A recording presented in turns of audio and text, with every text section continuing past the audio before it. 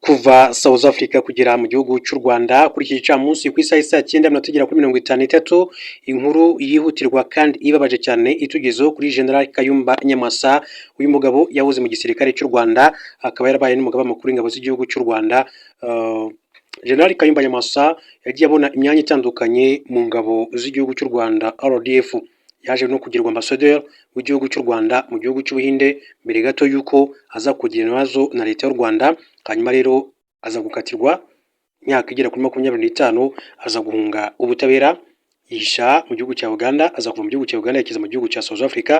Ni umugabo uri ku rutonde rw'ibyihe bigera kuri 25 bikomeje gushakishwa na leta y'u Rwanda kuko abarwa nk'umwe mu bimena bakomeje gutera inkunga ibikorwa by'iterabwoba rihungabanya umutekano w'igihugu cy'u Rwanda. Muribuka ibitero byagiye bigabwa muri Kigali mu mwaka wa 2010-2013 byagiye bitikiriramo abantu batandukanye.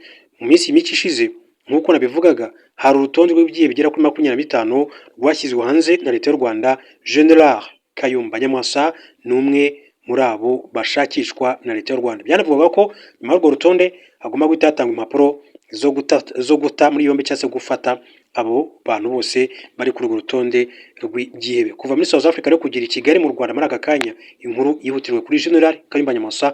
Bikanze nyigaruka mu kanya gato ariko reka mbaze mbayisha make y'amakuru agezweho muri aka kanya kugira ngo mwumve cyangwa se mumenye uko byifashe hirya no hino muri aya masaha. Reka mbabwire ko igihugu cy'Ubwongereza cyaciye amarenga ko intambara yabwo n'Uburusiya ishoboka.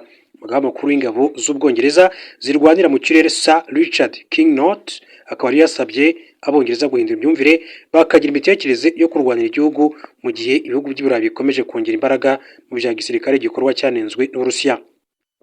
Knighton yavuze ko amahirwe y'uko habaho guhangana mu buryo butaziguye n'ingabo z'Uburusiya ku butaka bw'Ubwongereza atari kuri zero, nubwo Uburusiya bwavuze ko ibyo ari ibinyoma bidafite ishingiro. Uburusiya bumaze igihe kandi buhakana bivuga ko bushaka gutera ibihugu by'Iburayi bigize NATO, buvuga ko ayo magambo ari amayeri ya politike akoreshwa n'abanyapolitike bo mu burengerazuba mu rwego rwo gushyigikira gutora ingengo y'imari nini y'igisirikare.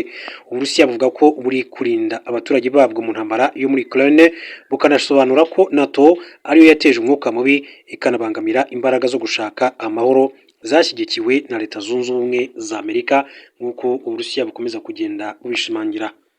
Hanyuma mu yandi makuru nababwira mbere gato yuko twinjira ku nkuru yacu nyizina, reka mbabwire ko uwitwa Lukashenko uyu yavuze ko Abanyaburayi ari bicucu. Perezida wa Belarus witwa Alexander Lukashenko yavuze ko abayobozi bo mu Burayi bwo mu Burengerazuba bagize uruhare mu bijyanye n'amasezerano yo kugarura amahoro muri Ukraine mu myaka 10 ishize bitwaye mu buryo butari bwiza kandi ko ari bicucu. Yavugaga ku biganiro byakiriwe n'igihugu cye bigamije kunga abanya-Ukraine.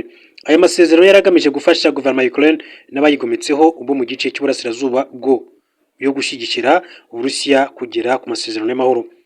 Donetsk na Luhansk, also known as the Donbas region. These groups opposed the Ukrainian government after Russia's annexation of Crimea in 2024 and the subsequent conflict in eastern Ukraine. Abo bayigomekagaho barabo mu ntambara za Donetsk ndetse na Luhansk mu gice cya Donbas ntibavugaga rumwe na Ukraine nyuma y'uko Uburusiya bwiyometseho Crimea. Kugeza ubu izi ntara zamaze gutora itegeko ko ari bimwe mu bice by'Uburusiya. Ubudage n'Ubufaransa byari bifite inshingano zo gukurikirana ko amasezerano y'Minsk yashyizweho umukono muri 2014-2015 bahirizwa. Wahoze ari chancelier w'Ubudage Angela Merkel ndetse na François Hollande w'Ubufaransa wahoze ari igihugu cy'Ubufaransa bemeye ko amasezerano yaragenewe guha Ukraine icyo gihe kongera imbaraga z'ingabo zayo. Mu kiganiro na Newsmax cyo muri Belarus, Lukashenko yagize ati Abanyaburayi bafashe uruhande rw'ubucucu bisa nkaho baje ahangaha kuganira ibitari amahoro ahubwo intambara y'igihe kizaza. Lukashenko yavuze ko nk'uyobora igihugu yakiriye ibi biganiro yasabye Amerika kwinjira muri iki kibazo, yemeza ko iyo Donald Trump aza kuba ku butegetsi icyo gihe Amerika yari gusaba kugira uruhare runini cyane cyangwa se rwisumbuye muri ibi biganiro.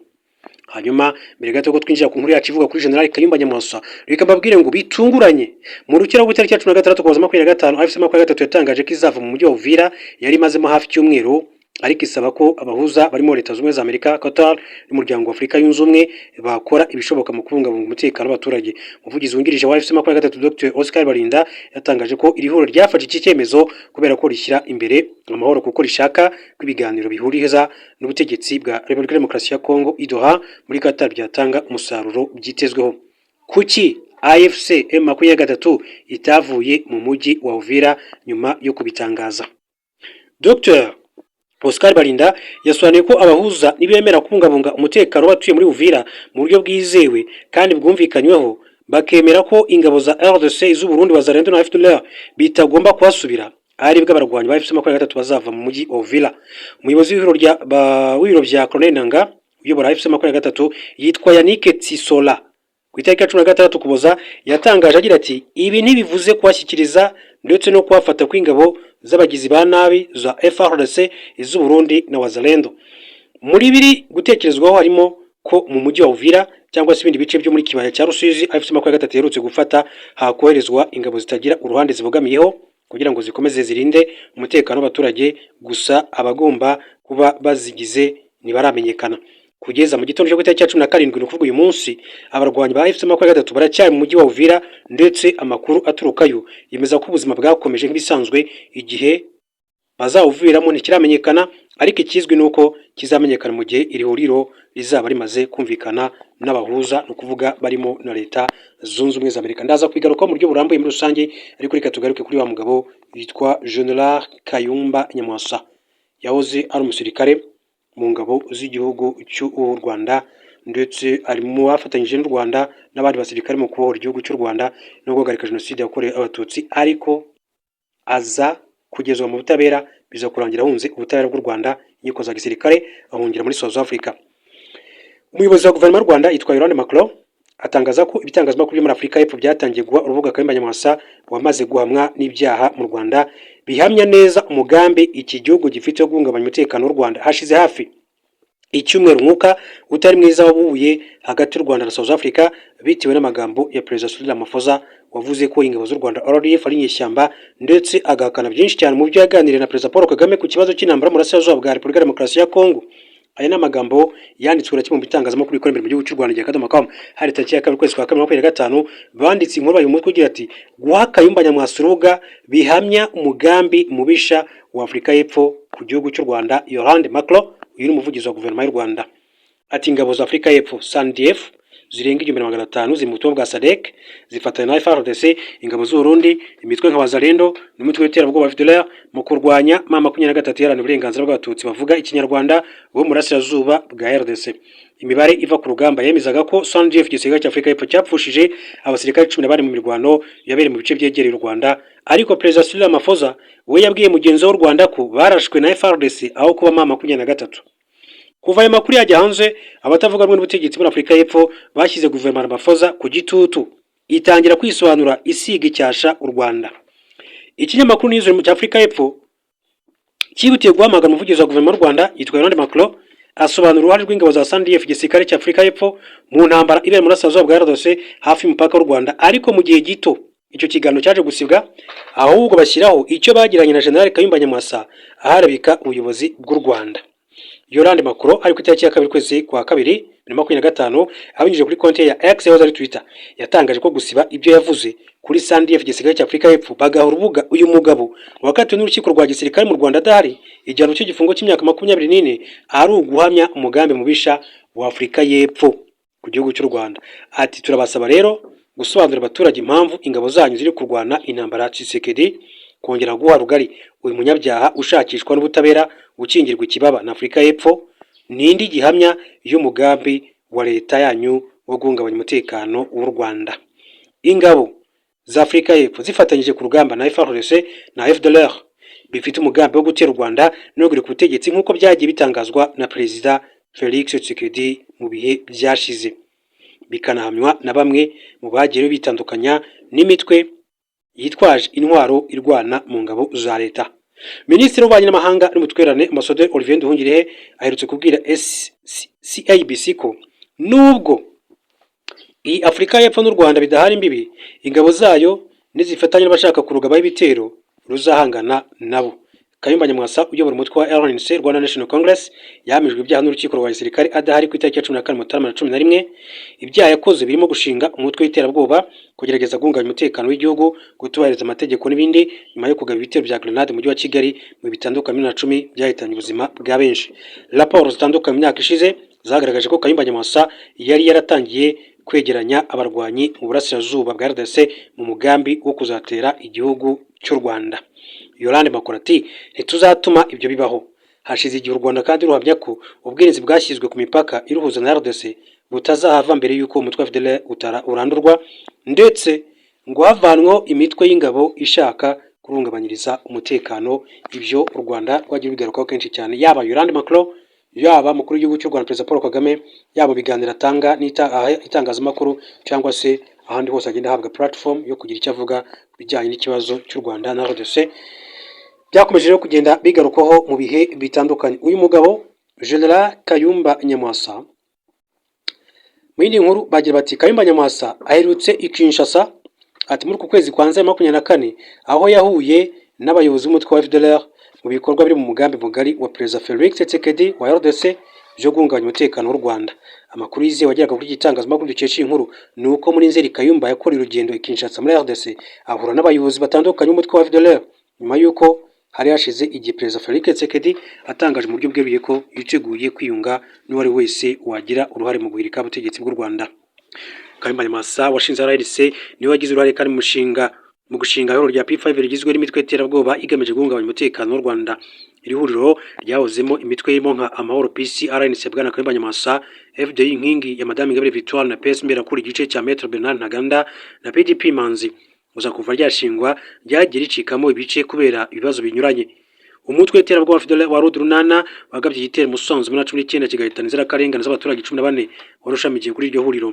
Amakuru yizewe avuga ko hashize igihe Kayumba Nyamwasa afitanye imikoranire ya hafi na Afrika Toneste Misago ushinzwe ibikorwa bya FDLR mu gice cya Afrika y'Amajyepfo na Alphonse Munyarugendo ubarizwa muri Mozambique. Muri iyo mikoranire na FDLR Kayumba Nyamwasa afashwa bya hafi na Etienne Mutabazi nawe wahoze mu ngabo za Habyarimana. Mutabazi yigeze kuba umuvugizi wa RNC muri 2019. Mutabazi yanabaye muri komisiyo y'amategeko y'imyitwarire mbonera mu mutwe wa Rwanda National Congress, ndetse muri 2022 yigeze kumvikana avuga ko FDLR atari ikibazo ku Rwanda. Bivugwa kandi ko umunsi ku wundi Kayumba Nyamwasa avugana na Major Gaston Iyamuremye uzwi nka Victor Byiringiro uyoboye umutwe wa FDLR muri iki gihe. Muri gahunda nshya ya bwana Kayumba Nyamwasa, Misago ashinzwe guhuza ibikorwa byose bya FDLR, ndetse niwe ugira uruhare mu bukangurambaga bwo gushaka abajya muri uyu mutwe n'ubwo gukusanya imisanzu.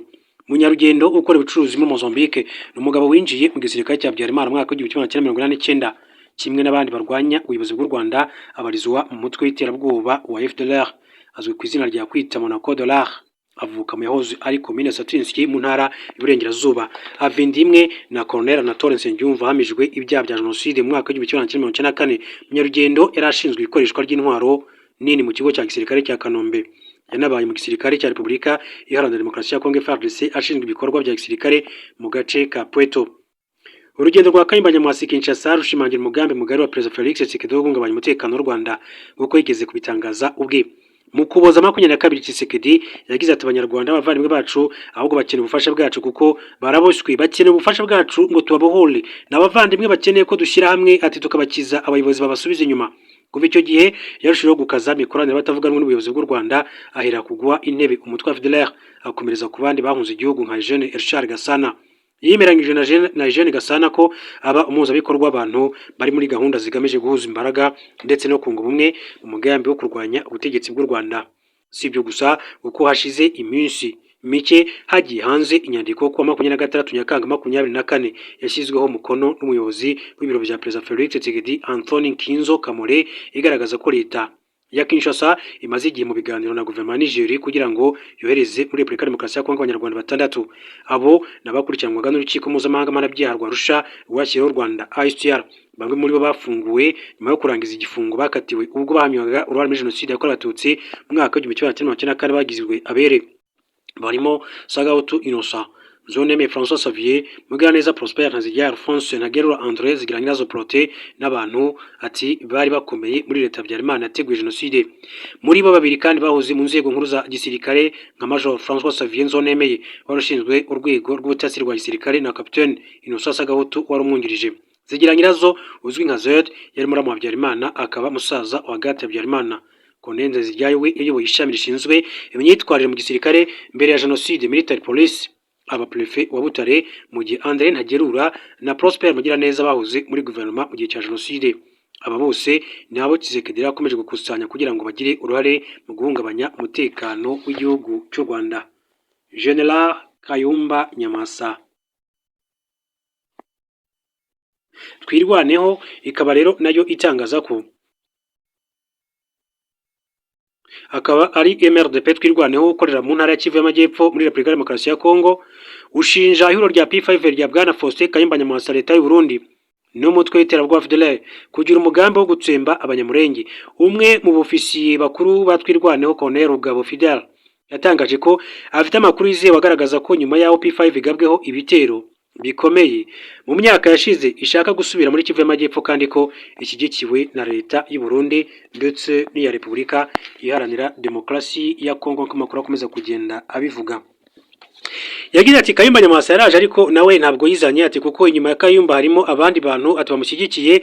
Irya P5 ya mbere yabaye muri iriya myaka ishize ati bari ahangaha ati n'abakaremera ati icyo gihe haje abasirikare bagera hafi kuri batayo ati ariho ngo bari bashyize ibirindiro ngo byo gutera u Rwanda. Icyo gihe bararashwe abandi barafatwa bamwe bajyanwa muri gereza ati mwarababonye ku mateleviziyo bamwe bacibwa imanza mu Rwanda. Colonel Rugabo Fidel yakomeje agira ati none uno munsi kandi barashaka kuzamura izindi ngabo ati uwo muntu wabo ubaha urubuga ngo nitawimbi atuwoni masunzu ati muniganama n'abanyamusaraba n'abandi ati Kayumba rero Nyamwasa yaraje ava Afurika y'Epfo ajya Bujumbura akorana inama n'abo bantu bose ati n'amakuru dufite afite amasoko yizewe. Uyu murwanya asobanuye ko Kayumba yabonanye n'ubuyobozi bw'u Rwanda bw'u Burundi n'abayobozi bakuru umutwe w'iterabwoba FDLR wavuye muri RDC wambaye impuzankano y'ingabo z'u Burundi bakorana inama itegura uburyo P5 rezakorera muri Kivu y'Amajyepfo. Colonel Rugabo Fidel akaba yaratangaje ko hari amakuru avuga ko hari abandi barwanyi ba P5 bagera kuri 50 bashobora kuba baramaze kugera mu misozi miremire muri Kivu y'Amajyepfo hashingiye ku myanzuro yafatiwe mu nama yabereye i Bujumbura. Ati Nyamwasa yabonanye n'ubuyobozi bw'u Burundi yabonanye n'abandi bakuru b'intera hamwe ati bavuye ino muri Kongo barambuka ati bashorwe na leta y'u Burundi bambikwa impuzankano y'u Burundi n'abasirikare b'Abarundi ati bakambuka bakagera mu Burundi ati niyo bakoreye inama barangije kuzuza gahunda bavuze ko bagomba ari kuzamura ingabo ahubwo bikekwa ko ingabo hafi 50 zishobora kuba zaramaze no kuzamuka imisozi. Colonel Rugabo yemeza ko Kayumba we atigeze ajya muri Afurika y'Epfo ahubwo ko muri Kivu y'Amajyepfo ahubwo ko yafashe indege imujyana Kinshasa kugirana n'abayobozi ba RDC nyuma y'ibiganiro asubira muri Afurika y'Epfo. Atariko Kayumba Nyamwasa ubwe ntiyigeze yambuka yafashe indege ajya Kinshasa kubona n'ubuyobozi bwa Kinshasa mbere yuko asubira muri Afurika y'Epfo. P5 ati ntayihuriye na MRDP Twirwaneho ahubwo nabanzi bacu batumazeho ati nibo bafatanyije na FDLR ati nibo bafatanyije n'umuntu wese uri kutwica. Colonel Rugabo yatangaje ko niba P5 ishaka kugaba ibitero muri Kivu y'Amajyepfo MRDP Twirwaneho yiteguye guhangana nayo nkundi mwanzi wese. Aya magambo yagiye agarukaho n'uwitwa Colonel Rugabo Fidel. Hanyuma tugenda dusatira umusozo mbabwire ko mu bantu 25 u Rwanda ruretse gutangaza ko bagize uruhare mu bikorwa by'iterabwoba umubare munini cyane n'uwabaye barizwa muri FDLR, FRN na RNC n'indi mitwe ihora ishaka guhungabanya umutekano w'u Rwanda. Isano abose bahuriyeho nuko bakora ishoboka byose ngo bahungabanye u Rwanda. Urugero nka RNC kuva yashingwa yagerageje ibikorwa byinshi cyane byo guhungabanya umutekano w'u Rwanda kuva muri Werurwe na 10 kugera muri Mutarama 13. Ibyo bikorwa byari byinshi mu Rwanda. Muri iyo myaka Kayumba Nyamwasa na Karegeya Patrick byahoraga bayoboraga umutwe w'iterabwoba wa RNC bari barashyizeho abantu bo kubashakira nibura abahoze muri FDLR 100 bazajya bifashisha muri ibyo bikorwa by'iterabwoba. Mu bihe bitandukanye ikinyamakuru cya Kagame.com cyagiye kiganira n'abagizweho ingaruka n'ibyo bitero bya hato na hato. Mu rubanza rwa Lieutenant Joel Mutabazi herekanywe uruhare rwa RNC ya Kayumba Nyamwasa muri mugambi byavuzwe ko muri 2013 abagize RNC ndetse na FDLR bahuriye ahitwa Mamba Pwebal mujyi wa Kampala bategura ibitero mujyi wa Kigali mu gihe amatora y'abadepite yarateganyijwe muri Nzeri n'ibindi byagombaga rero kugabwa mu bihe by'iminsi mikuru ya Noheli ndetse n'Ubunani. Muri grenade bateye mu mujyi wa Kigali muri 2010 harimo iyatewe kwa Rubangura mu mujyi wa Kigali rwagati. Icyo gihe hari hagitegerwa imodoka zerekeza Kimironko, indi terwa hitwa Chevena ahategerwaga tagisi zerekeza mu byerekezo bitandukanye by'umujyi. Iya gatatu yatewe muri gare nini cyane ya Nyabugogo.